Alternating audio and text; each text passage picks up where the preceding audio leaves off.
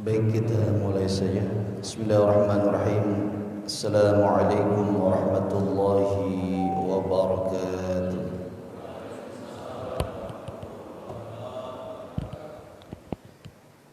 Salam kedua Pak, mudah-mudahan yang ngantuknya jadi hilang. Mudah-mudahan yang sakit jadi sehat. Mudah-mudahan yang miskin jadi kaya. Mudah-mudahan yang duitnya habis jadi ada. Kalau duit amin ya. Assalamualaikum warahmatullahi wabarakatuh.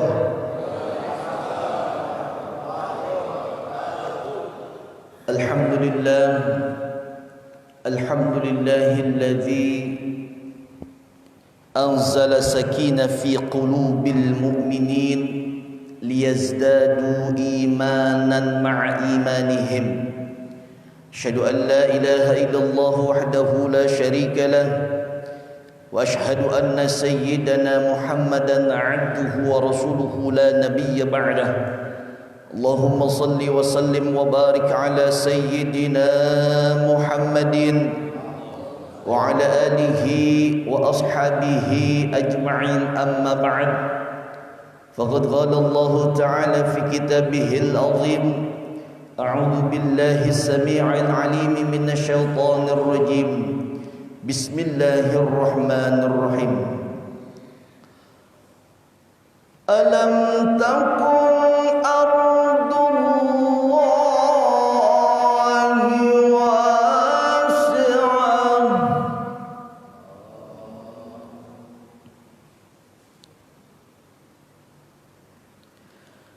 ألم تكن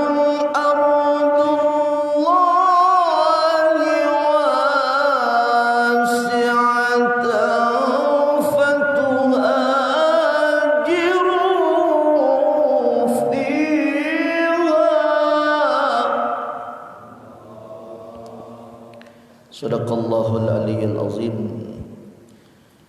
Jemaah sekalian yang berbahagia, bersyukur di pagi hari ini kita dapat bersua, dapat bermuwajahah, dapat bertemu selepas kita Allah istirahatkan sejenak, Allah matikan sejenak kita. Sebagaimana doa yang kita baca sebelum bangun atau sesudah bangun, sebelum tidur dan sesudah bangun. Sebelum tidur kita baca doa Bismika Allahumma ahya wa bismika, dengan namamu ya Allah aku hidup dan dengan namamu ya Allah aku mati. Artinya kalau kita tidur ada kemungkinan bangun kembali, ada kemungkinan tidak. Ada enggak yang enggak bangun-bangun kalau tidur Pak? Ada enggak Pak?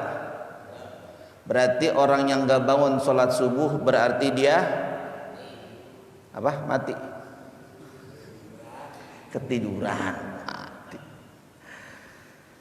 Kemudian Pak, kita bersyukur maka doa ba'dan naumi, doa setelah tidur, alhamdulillahilladzi ahyana ba'da ma amatana wa ilaihin nusur.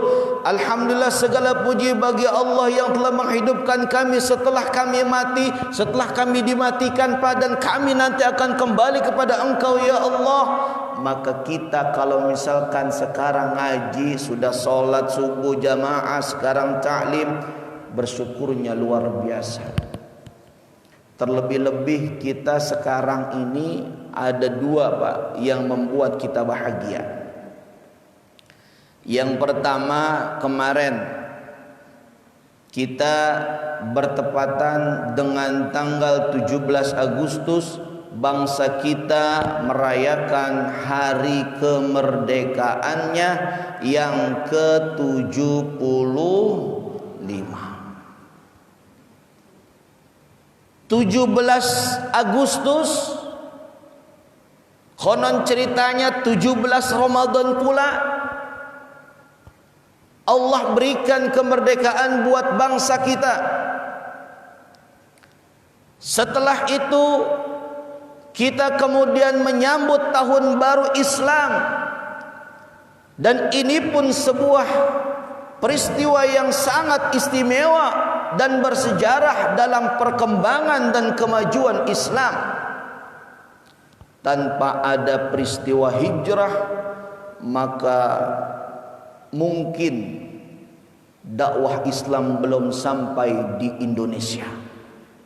Lantaran ada dakwah Islam yang diawali tonggaknya perjuangan Islam ba'dal hijrah, maka sampailah Islam itu di antara kehidupan kita.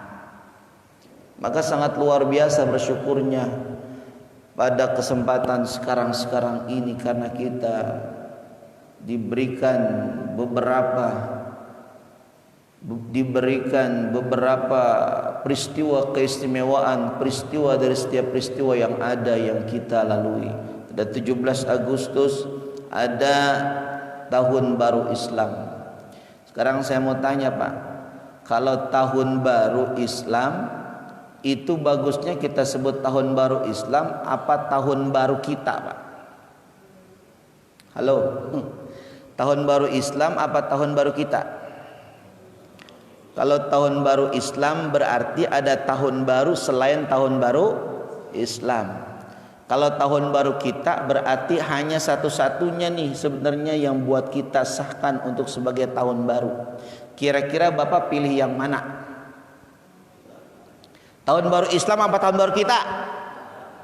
Bapak jangan serius banget Pak. Serius apa ngantuk sih sebenarnya Pak?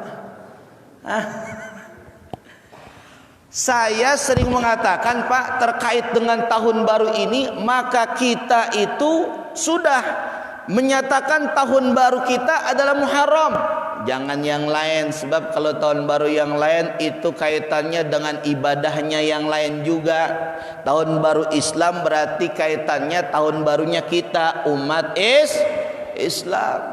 Mudah, inilah tahun baru kita. Maka momentum besar ini jangan kita sia-siakan.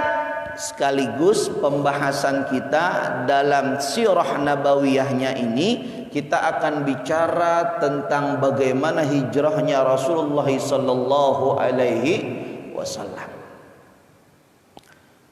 Pada waktu kemarin kita ngebahas itu tentang bagaimana perjanjian Aqabah yang pertama, di mana kaum muslimin ketika itu masih berada dalam kungkungan orang-orang kafir Quraisy. Mereka tidak bebas, mereka diawasi, mereka dianiaya dan lain sebagainya. Maka ada perjanjian, ada bai'ah Aqabah, ada kesetiaan, ada iqrariyah, pengucapan kesetiaan kepada Rasulullah sallallahu alaihi wasallam yang dilakukan oleh orang-orang yang mengikutinya, baik dari kalangan Ansar ataupun dari yang lainnya. Nah, kemarin kita sudah belajar bai'atul Aqabah yang pertama, yaitu kurang lebih pada tahun ke-12. Pada tahun ke-12 itu banyak yang kemudian berbai'ah kepada Rasulullah sallallahu alaihi wasallam, berjanji kepada Rasulullah sallallahu alaihi wasallam untuk kemudian amanu billah wa bi rasulih, mereka mengimani Allah dan mengimani Rasulnya. Nah, sekarang kita akan masuk kepada pembahasan al-aqabatu tsaniyatu, yaitu bai'ah Aqabah yang kedua. Kalau kemarin yang pertama, sekarang yang kedua.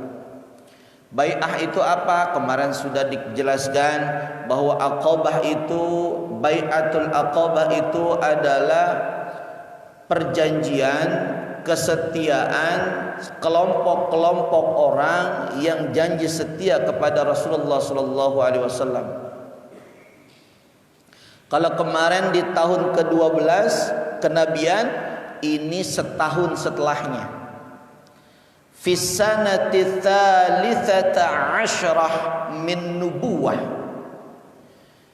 Di tahun ke-13 daripada kenabian Rasulullah sallallahu alaihi wasallam, wafada 'ala ar-rasuli 73 rajulan.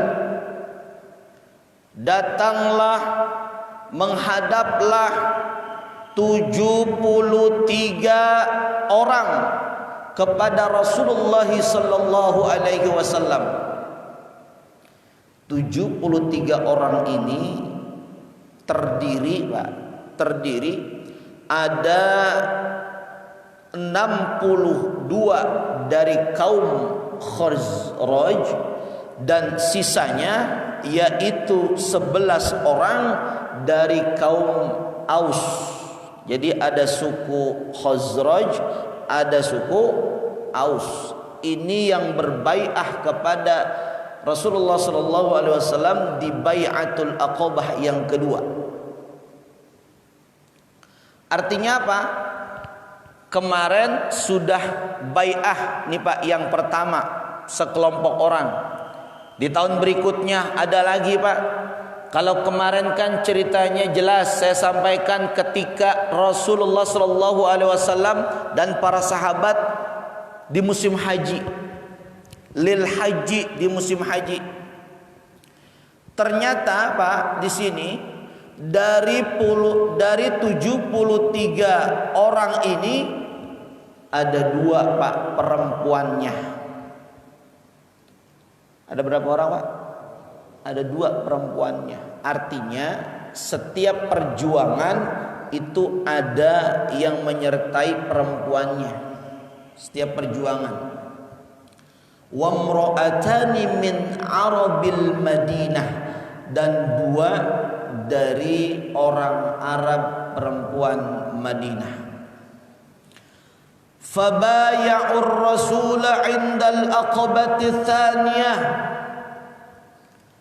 maka mereka berbai'ah kepada Rasulullah sallallahu alaihi wasallam pada Aqabah yang kedua.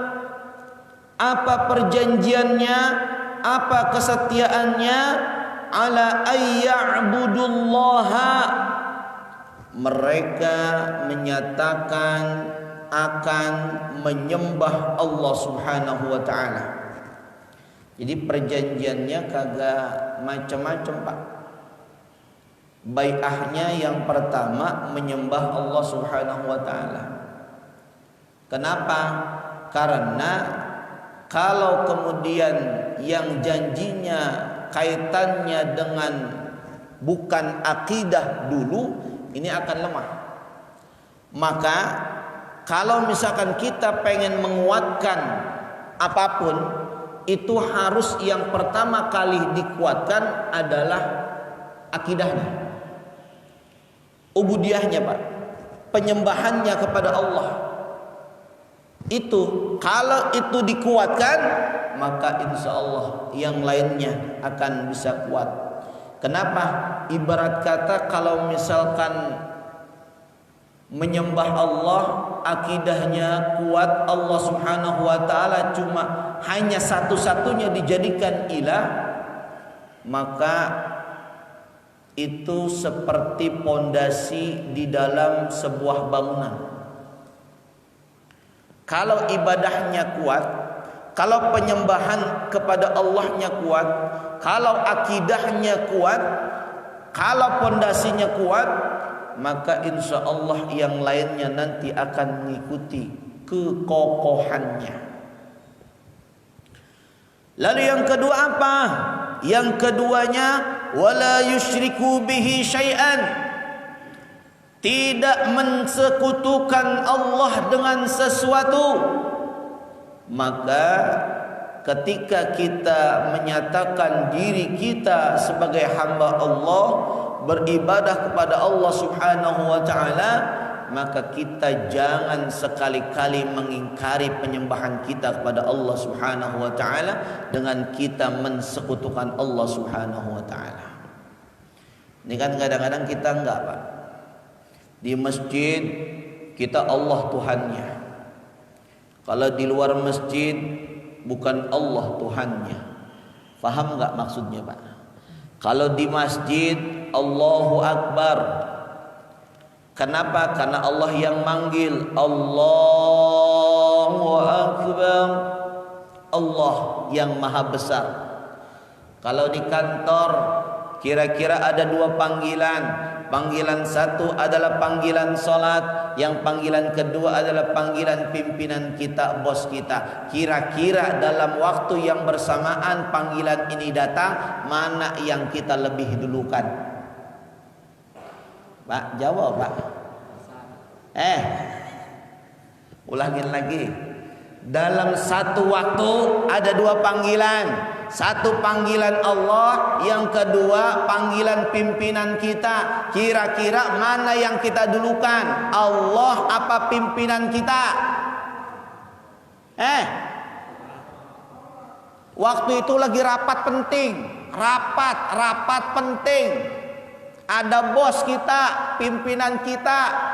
Kira-kira kita sholat apa lanjutin rapatnya? Sholat sama rapat. Yang bisa. Kehidupan ini kudu milih, Pak. Kalau kita nggak milih nggak bisa. Kalau pimpinannya seorang yang baik, ketika dalam rapat, mohon maaf karena datang panggilan azan, kita tunda, stop sejenak, kita laksanakan sholat. Kebanyakan yang mana kira-kira, Pak? Stop untuk sholat apa lanjut? Ini nih. Ini nggak ikutin bai'atul aqobah ini namanya. Makanya bangsa kita, mungkin Pak terkaitan dengan kemerdekaan kita, bangsa kita kayaknya agak repot, Pak, kalau kita kemudian begitu terus, Pak. Seakan-akan itu kita memudahkan urusan Allah, padahal itu sangat penting. Kita menyembah Allah itu sangat penting. Kita tidak mensekutukan Allah itu sangat penting. Bangsa kita kalau kemudian tidak baik terus dalam segi penyembahannya kepada Allah, gerakan sholat dihinakan. Ada yang sholat dengan musik pada goyang-goyang. Astagfirullahaladzim. Itu anak siapa tuh, Pak, yang pakai video begitu, Pak? Siapa itu? Anak Indonesia, Pak. Makanya kayaknya, Pak, susah kalau kita ini bisa merdeka secara hakiki, susah. Lihat, Pak, di dalam Al-Quran, kalau Allah kasih kemenangan, kalau Allah kasih kemerdekaan, pembebasan, maka Rasulullah mengamalkan dua, Pak. Yang pertama, Rasulullah mentasbihkan Allah Subhanahu wa taala.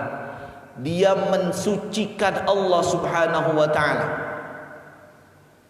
Bangsa kita sekarang, bayangkan, Pak, bangsa kita hari ini. Pikirkan bangsa kita hari ini, apakah sudah benar-benar mensucikan Allah Subhanahu wa taala? Apakah sudah benar-benar kemudian la ilaha illallah, la ma'budu illallah, ataukah belum? Ternyata masih banyak yang belum, Pak.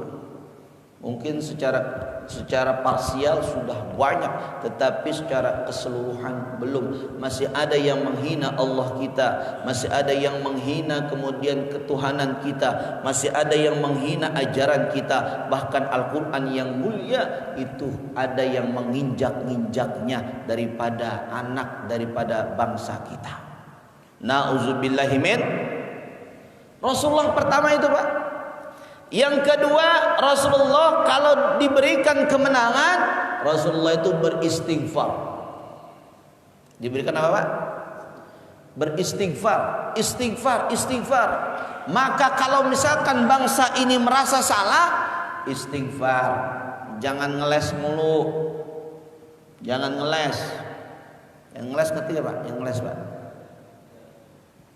Udah salah kagak ngaku. Ada orang ngata-ngatain Islam, ada orang bawa anjing ke masjid, dikatakan orang itu nggak menghina, tetapi dia orang stres, orang gila. Ada apa begitu Pak? Ada nggak? Nah, itu ngeles namanya. Udah aja bilang ya mohon maaf gitu kan ya, kelar urusan. Ini mah ngeles mulu bisanya. Nah, kalau misalkan dua hal ini Pak, penghambaan kepada Allah, kemudian kita tidak menyekutukan Allah, inilah yang kemudian menjadi daripada sesuatu dua hal yang menguatkan apapun Pak. Wa ayyamna'ur rasula ila idza hajara ilaihim, dan mereka itu tidak mencegah kepada hijrah. Jadi kalau misalkan kita mau hijrah ke Madinah, umat Islam dan Rasulullah, maka itu tidak dicegah. Kenapa? Karena malah diterima dengan sebaik-baiknya oleh mereka di Madinah. Tuh Pak. Jadi ada perjanjiannya. Yang pertama ibadah kepada Allah hanya kepada Allah, kemudian yang kedua tidak masuk, untuk kemudian berhijrah dari Mekah ke Madinah. Subhanallah Pak. Inilah perjuangan Islam luar biasa Pak. Sampai-sampai kalau misalkan kita pikirkan usahanya Rasul untuk berangkat menuju kemenangan Islam itu luar biasa. Dari hijrah yang awalnya ditolak, sampai nanti kemudian ada hijrah ke Madinah, alhamdulillah bisa berhasil. Thumma akhraju 12 naqiban minhum. Kemudian Pak, keluar daripada 12 kelompok Pak. Artinya dari 73 orang itu dibagi kepada 12 kelompok. Faqala lahumur rasul, dan kemudian berkata kepada mereka oleh Rasulullah sallallahu alaihi wasallam. Jadi masing-masing kelompok itu yang jumlah semuanya itu adalah 73. Rasul ngomong, kamu itu antum wukala'u ala qaumikum bima fihim. Kamu itu, kalian itu adalah wakil dari kaum kalian. Ada yang dari Khazraj, wakilnya berarti kamu itu dari Khazraj, wakilnya. Kufala'u kakafalatil hawariyin, sebagaimana wakil-wakil orang-orang Hawariyin. Tahu nggak Pak orang Hawariyin itu apa Pak? Orang-orang yang berbaiah kepada Nabi Isa alaihis salam. Jadi Nabi Isa punya pengikut setia namanya kaum Hawariyin. Nah, kemudian Rasulullah menyamakan, kamu yang hari ini bai'ah sama saya, yang saya bagi 12 kelompok ini, masing-masing menjadi wakil daripada kelompok kamu, daripada kaum kamu. Wa ana kafilun ala qaumi, dan saya, kata Rasulullah SAW, dan saya adalah kafil, penanggung jawab dari kaum saya. Kamu itu kaum saya, jadi saya akan menanggung jawabi kamu sekarang dan nanti. Masya Allah Pak. Rasulullah SAW sampai menyatakan bahwa kita akan akan ditanggungjawabkan oleh beliau. Makanya ketika kemudian beliau ngomong begitu, betapa kemudian rasa tenang, rasa bahagia yang kemudian menghinggapi orang-orang yang berbai'ah kepada beliau. Faraja'u ilal Madinah. Kemudian orang-orang yang telah berbai'ah itu kembali ke Madinah. Fantasharul Islamu fiha akthar minal marratil ula. Maka kemudian tersebarlah, makin banyaklah orang yang kemudian masuk ke dalam Islam daripada ketika kemudian kali pertama orang-orang yang pulang daripada Bai'atul Aqabah yang pertama. Tuh Pak. Jadi ketika kemudian ada bai'ah, makin banyak lagi bertambah Islam di Madinah, makin banyak lagi bertambah Islam di Madinah. Makanya enggak heran ketika Nabi SAW hijrah ke Madinah disambutnya luar biasa. Tuh, kenapa? Karena sudah ada orang yang di sana. Nah, sekarang kita masuk bagaimana kemudian hijratul muslimin ilal Madinah. Kalau tadi itu Pak, persiapannya ada bai'ah ula, ada bai'ah tsaniyah, ada bai'ah 1, bai'ah 2. Nah, sekarang setelah banyaknya beberapa orang di kaum Ansor, maka kemudian Rasulullah SAW mendapatkan perintah untuk melaksanakan hijrah. Ayatnya tadi saya sudah bacakan Pak. Kalau kita mau hijrah, kalau kita kemudian mau pindah ke Madinah, di dalam ayat itu maka dikatakan bahwa bumi Allah itu luas. Bumi Allah itu kagak sempit, bumi Allah itu di mana-mana. Banyak tempat-tempat untuk kamu berhijrah dalam menjaga pengibadahan kepada Allah, dalam menjaga keimanan kepada Allah Subhanahu wa taala. Maka kalimatnya Pak, alam takun ardullahi wasi'ah. Kamu kan tahu bahwa bumi Allah itu luas. Ngapain ngejedok bayi di Mekah? Pindah, pergi. Maka perintahnya fatuhajiru fiha, hijrahlah kalian di bumi Allah yang wasi'ah itu, yang luas itu. Makanya malaikat nanya Pak, itu ayat cerita tentang orang yang meninggal Pak. Ketika itu orang yang meninggalnya itu wafatnya di medan peperangan Badar. Ini Pak nih, wafat di perang apa Pak? Perang Badar. Tetapi orang yang wafat itu yang ditanya oleh malaikat itu adalah bukan orang dari kaum muslimin yang kaum Ansor, bukan juga kaum muhajirin, tetapi adalah orang yang pengen hijrah tetapi ditunda niat dan berangkat hijrahnya karena lantaran takut hartanya hilang, karena lantaran takut istrinya tidak ikut, karena lantaran harta bendanya takut khawatir tidak kemudian terawat dan terjaga. Akhirnya dia nggak jadi hijrah Pak.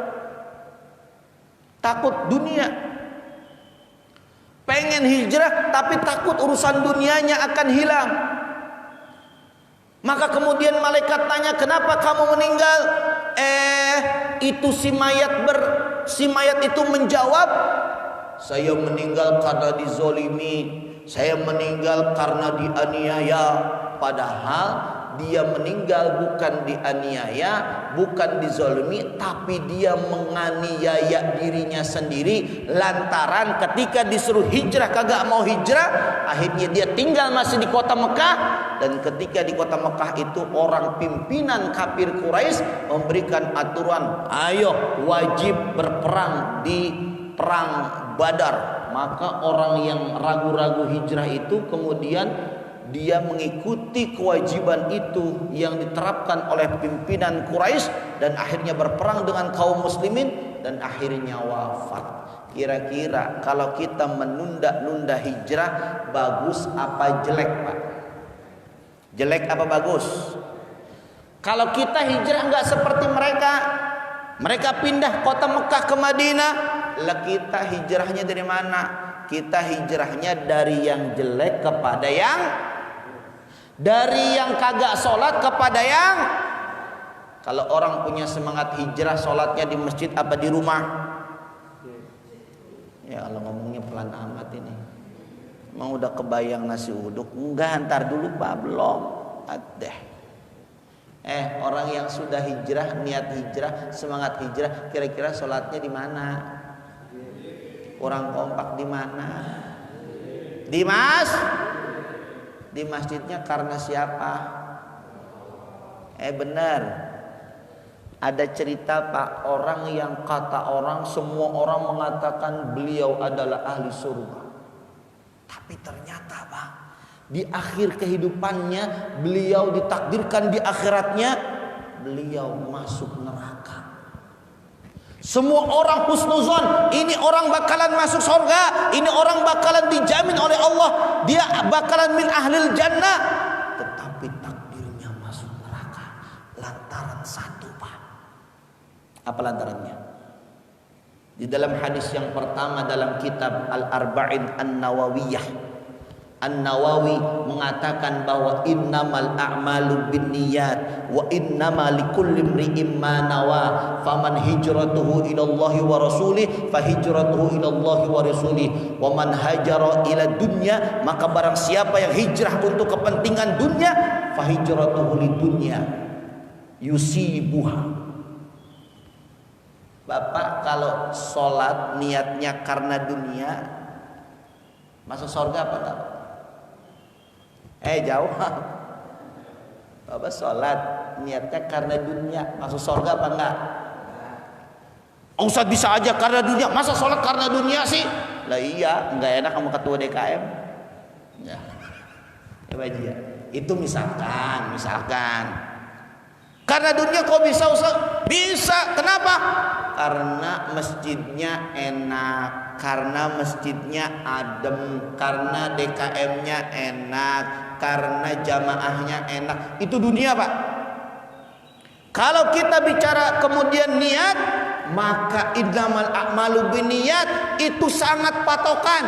Awali dengan niat yang baik. Sekarang saya mau tanya, Bapak sholat subuh karena siapa? Kurang kompak. Karena siapa? Bapak taklim karena siapa? Jangan-jangan ini karena ustadznya nggak enak aja saya sama ustadz ini. Kalau mau dari tadi saya udah pergi nih. Ada nggak yang begitu? Woi, ada nggak? Mudah-mudahan kalau karena Allah semua Bapak dicatat sehari ini menjadi orang-orang yang memiliki amal yang lebih utama daripada manusia yang lainnya. Amin. Kalau orang karena Allah Bapak biasanya semangat. Kaki kagak dilurusin, badan kagak ini, kagak senderan lagi kalau yang ikhlas itu ya. Pak. Iya Pak. Ini mah rumahnya Masya Allah. Jadi ikhlas Pak. Kalau misalkan amal kita kagak ikhlas, ya repot juga. Makanya di sini Pak, ketika kemudian perintah hijrah itu, yang berangkat hijrah itu orang-orang yang ikhlas. Orang-orang yang siap meninggalkan harta. Orang-orang yang siap meninggalkan istri-istri yang cantik. Nih, Bapak mau hijrah ya. Bapak kerja di bank konvensional sebagai direktur misalkan. Kata ustadznya, wa ahallallahu al-bai'a wa harrama riba. Aku menghalalkan jual beli dan mengharamkan riba. Kaget ya, haram riba. Ternyata saya harus keluar nih kayaknya dari bank itu. Akhirnya keluar, istrinya kagak setuju Pak. Mas, kalau Mas keluar dari bank itu, udahlah Mas kita pisah aja. Kira-kira kalau istri ngomong begitu, lanjut hijrah apa kagak Pak? Kayaknya mikir nih. Hijrah ya? Kayaknya enggak yakin saya. Enggak yakin. Tapi saya katakan begini Pak, perempuan Pak, istri itu menjadi ujian. Ingetin, menjadi apa? Kalau istri itu solihah, dia akan ngedukung kita apapun keputusan kita. Kalau istri itu enggak solehah, pandangannya bukan akhirat yang bahagia, tapi dunia yang bahagia. Maka kalau mau berhenti dari bank itu, udah biarin dah, kita pisah aja. Nah, laki-laki yang hijrah, lo mau pisah sama gua? 100 orang di belakang lu banyak yang ngantri. Lo mau pisah sama gua? Pergi sana. Masih banyak yang lain, betul? Betul nggak? Laki-laki digituin. Canda Pak. Saya juga kalau begitu mikir juga. Ya enggak lah Pak ya. Tetapi saya katakan kalau hijrah ya total, jangan setengah-setengah begitu. Jangan kadang-kadang hijrah, kadang-kadang kumat begitu ya. Ada nggak yang begitu Pak? Kan ada, makanya harus total. Kenapa? Karena Allah memerintahkan udkhulu fis-silmi kafah, masuklah kalian ke dalam Islam secara kafah. Kalau Bapak Allah sebagai Tuhannya, maka seluruh aspek kehidupannya, semua yang diperintahkan kita laksanakan, semua yang dilarang kita tinggalkan. Allah melarang itu, maka kita tinggalkan. Jamaah sekalian rahimakumullah. Hijratul muslimina ilal Madinah lamma alimat Quraisyun bintisharil Islam fil Madinah shaddadatil adha ala ashabi Rasulillah sallallahu alaihi wasallam. Ketika kemudian orang Quraisy tahu makin bersebaranlah orang-orang Islam di Madinah, syaddadal adza, maka semakin kuat daripada penzaliman orang kafir Quraisy kepada sahabat-sahabat Rasulullah sallallahu alaihi wasallam.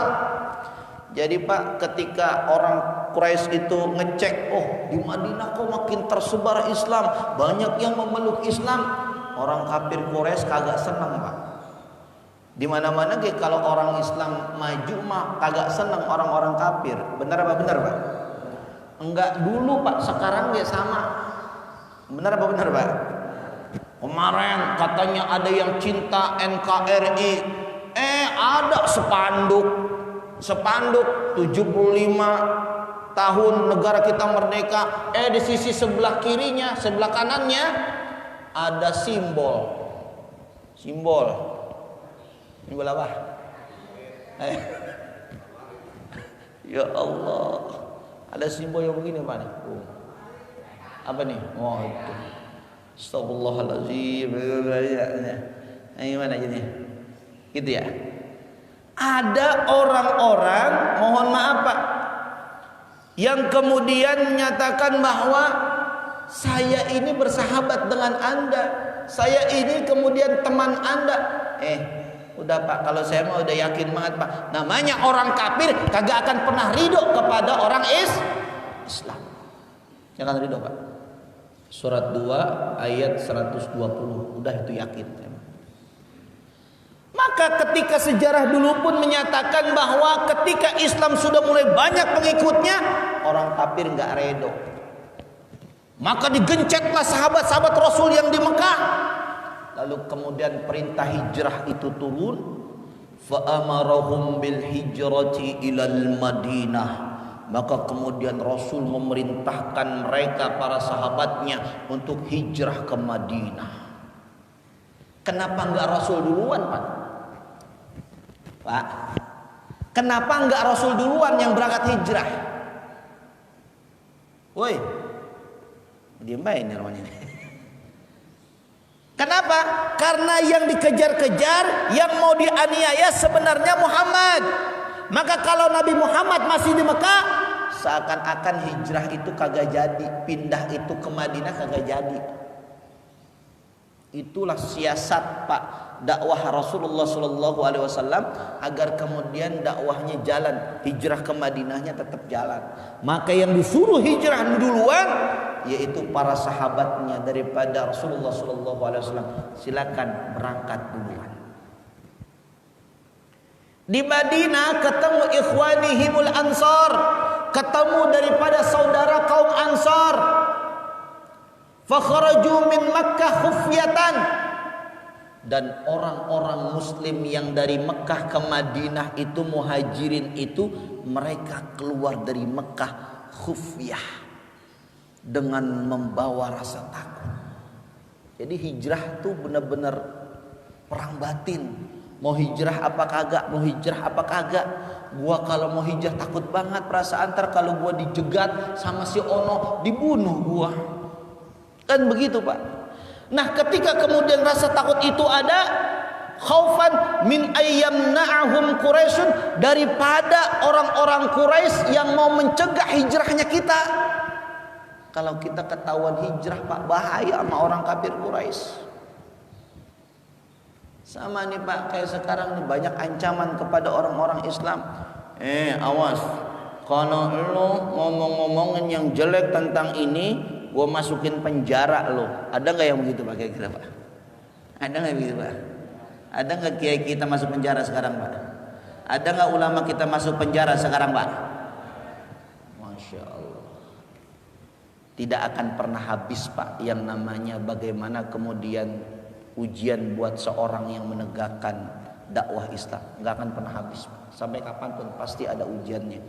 Saya juga ada ujiannya Pak, cuma saya nggak mau diumumin aja ya. Ujiannya apa Pak? Ada aja. Ada yang jamaah ngomong, ustadznya gitu-gitu mulu dia mah. Begitu. Ada itu yang ngomong. Di sini mah insya Allah nggak ada sini ya. Ada nggak sini? Ada ujiannya Pak, ustadz juga sampai bilang nggak ada. Ada ya. Kemudian, nah ini Pak, yang tadi saya katakan khufyatau wa khaufan, ternyata Pak benar Pak, fakanu yatasallaluna wahidan ba'da wahidin. Ternyata ketika mereka mau hijrah, orang-orang Islam mau hijrah dari Mekah ke Madinah, mereka itu jalannya mindik-mindik Pak. Tahu mindik-mindik Pak? Hah? Yang ngumpet-ngumpet begitu lah ya. Yatasallaluna, mereka menyelinap Pak. Pokoknya dari sesuatu yang kira-kira dicurigai, ya pura-pura mungkin pakai pakaiannya yang biasa. Kalau zaman dulu kita ngaji kan ngumpet-ngumpet tuh Pak ya. Sendal aja masukin ke rumah Pak, nggak boleh taruh di luar. Ngaji, sendal nggak boleh taruh di luar. Nggak boleh ada kumpul-kumpul. Katanya kalau kumpul-kumpul, wah ini pemberontak nih, nggak boleh. Begitu. Begitu juga Pak. Yatasallaluna, mereka menyelinap Pak, diam-diam satu demi satu. Enggak rombongan, enggak, satu demi satu. Satu jalan, udah pergi, lama satu lagi jalan. Begitu. Liyatamakkanu min ibadatillah. Hijrahnya benar-benar Pak untuk kemudian menguatkan penghambaannya kepada Allah Subhanahu wa taala. Dan mereka benar-benar penghambaannya kepada Allah, dagingnya, darahnya menyatu cinta kepada Allah Subhanahu wa taala. Dia tidak takut kalau nanti akan terbunuh ketika kemudian dapat pencegahan dari orang-orang kafir Quraisy. Hatta saru la ya'bauna bimufariqati, dan kemudian sampai-sampai mereka itu tidak menjadi beban berpisah dari tanah airnya. Dia nggak takut Pak, biarin nggak apa-apa, kita berpisah dengan kelahiran kita, tanah kelahiran kita, ya nggak masalah. Wal ibtiad an abaihim, dan mereka menjauhi keluarga-keluarga mereka, bapak-bapak mereka, orang-orang tua mereka, anak-anak mereka. Anaknya nggak mau ikut, silahkan, biar saya berangkat. Istrinya nggak ikut, silahkan, biar saya berangkat. Maka kaum muhajirin di Madinah itu banyak yang kagak punya harta Pak, banyak yang kagak punya istri, tetapi Allah gantikan. Wes, saya ulangin, banyak yang nggak punya istri, tetapi Allah gantikan. Kayak jangan takut ditinggalin istri. Setuju nggak nih? Woi, setuju nggak? Ayatnya begini Pak, di dalam surat yang keempat, surat An-Nisa ayat yang ke-100, Allah Subhanahu wa taala mengatakan begini, wa may yuhajir fi sabilillah yajid fil ardi muraghaman katsira. Kata Allah Subhanahu wa taala, orang yang berhijrah di jalan Allah Subhanahu wa taala, yajid fil ardi muraghaman, dia akan mendapati tempat yang luas dan rizki yang luar biasa yang Allah berikan kepada dia. Kalau bapak hijrah ninggalin istri, insya Allah pak diganti.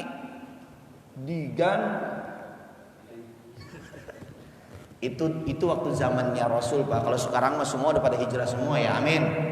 Istrinya solehah, suaminya juga soleh. Jamaah sekalian rahimakumullah pak.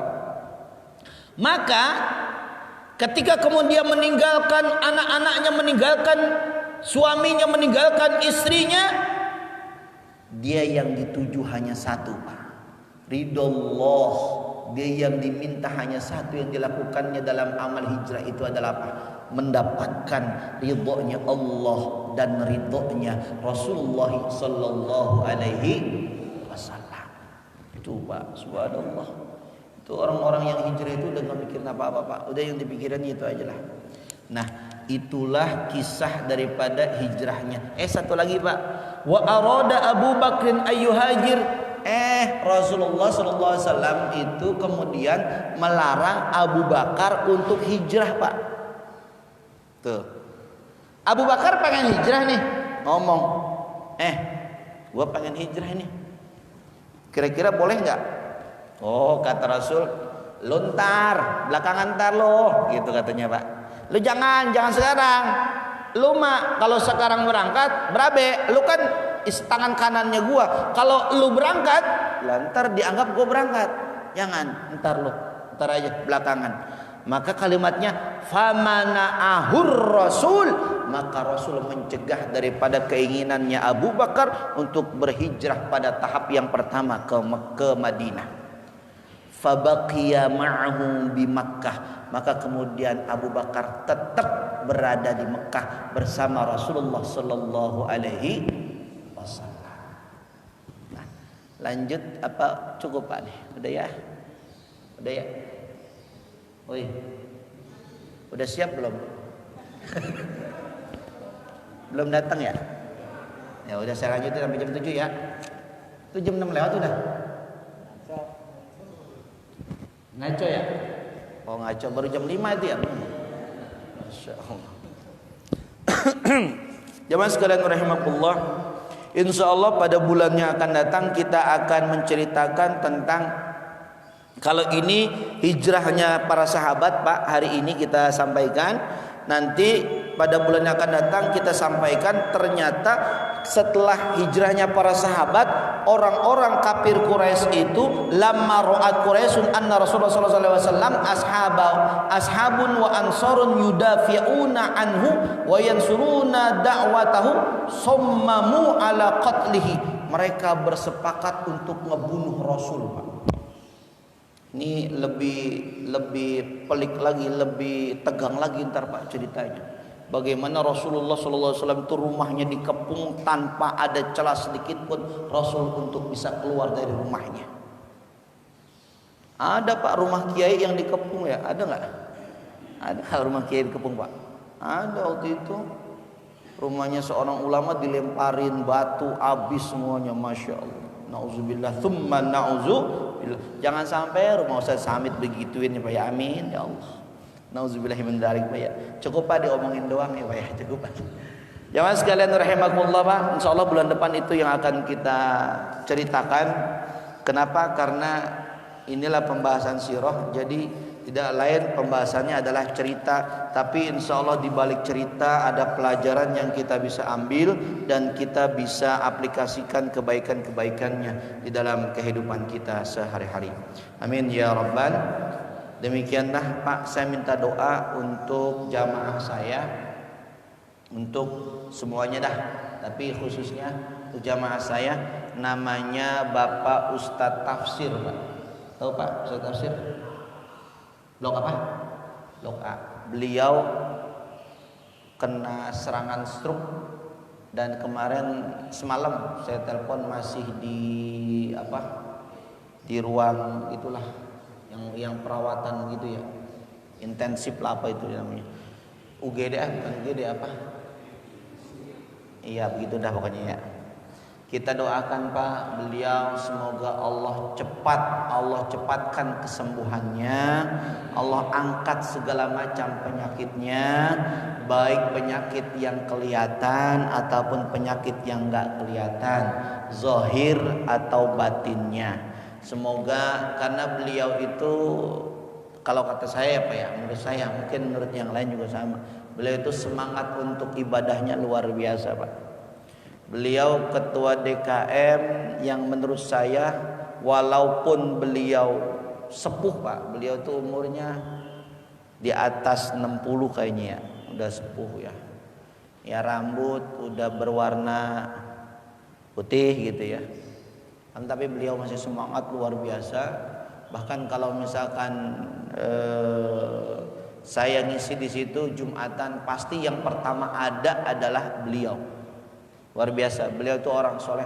Mungkin dengan wasilah kebaikan beliau, kesolehan beliau, kita berdoa kepada Allah, semoga doa kita dikabulkan oleh Allah Subhanahu wa taala untuk kesembuhannya. Beliau adalah orang soleh, beliau adalah orang baik. Kita minta semoga Allah sembuhkan dari segala macam penyakitnya. Ala hadhihi niyyah wa ala kulli niyyatin salihah. Bil hadratin Nabi Muhammad Mustafa Rasulullah sallallahu alaihi wasallam li shifaihi. Bapak Ustaz. Al-Fatihah. A'udzu billahi minasy syaithanir rajim. Bismillahirrahmanirrahim. Alhamdulillahi rabbil alamin. Arrahmanir rahim. Maliki yaumiddin.